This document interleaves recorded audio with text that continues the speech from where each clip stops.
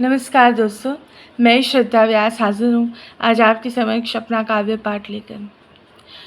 दोस्तों, life is not a bed of roses and we all have good and bad experiences during our lifetime. But the message which I have tried to convey through the poem which I am going to recite just now is that कि हमें ज़िंदगी में जब अच्छे बुरे अनुभव होते हैं तो उन अच्छे बुरे अनुभवों को हमें महसूस करना चाहिए, एहसास लेने चाहिए उन हर एक पलों का। लेकिन इसका मतलब ये नहीं है कि हम नॉस्टैल्जिक हो जाएं और उन यादों को ताज़ा जब होती हैं वो यादें, तब हम बहुत ही इमोशनल हो जाए और रुक जाए, थम जाए। हमारे जीवन की जो गाड़ी है उसके पहिए थम जाए किसी जगह पर, ये ठीक ना होगा। ये मैं समझती हूँ कि आप भी मेरी इस बात से सहमत हैं। तो without being nostalgic, enjoy your past, that is the message of this poem. बहुत ज़रूरत से ज़्यादा अपने भूतकाल को याद करके दुखी ना होइए, तकलीफ़ में मत आइए। उन लम्हों को याद कीजिए, उनको जिए, उनको एन्जॉय करिए और आगे बढ़ते रहिए।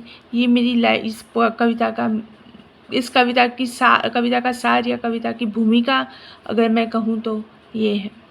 मैं अपना काव्य पाठ शुरू करती हूँ। आपको बहुत आनंद मिलेगा क्योंकि इस कविता में इस काव्य पाठ में जो मैं कहूँगी वो हर किसी की लाइफ में होता है।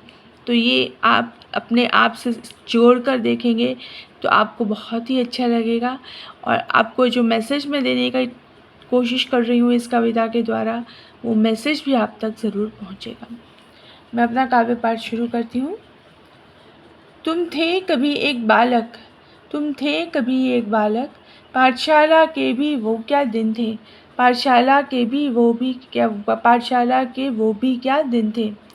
आज जब तुम गुज़रते हो इस राह पर, जब तुम गुज़रते हो इस राह पर, नमी भरी आँखों से ताकते वो कक्ष यानी कि क्लासरूम।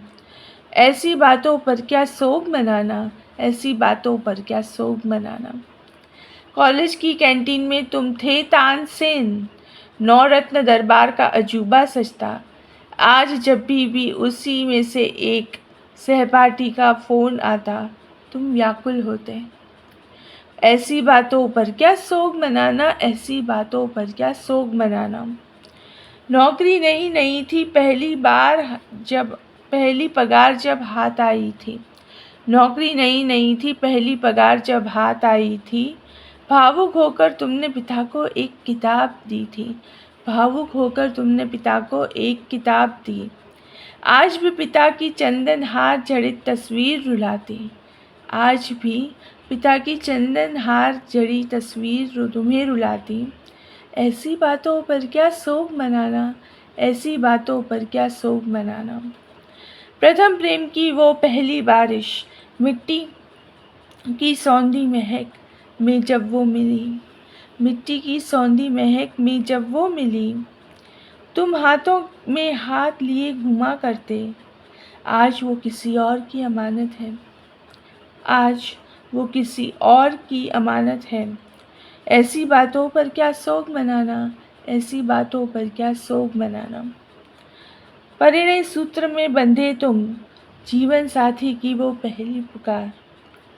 जीवन का वो अमूल्य पल था, आज भी शहनाई तुम्हारे कान गूंजती। ऐसी बातों पर क्या सोग मनाना, ऐसी बातों पर क्या सोग मनाना।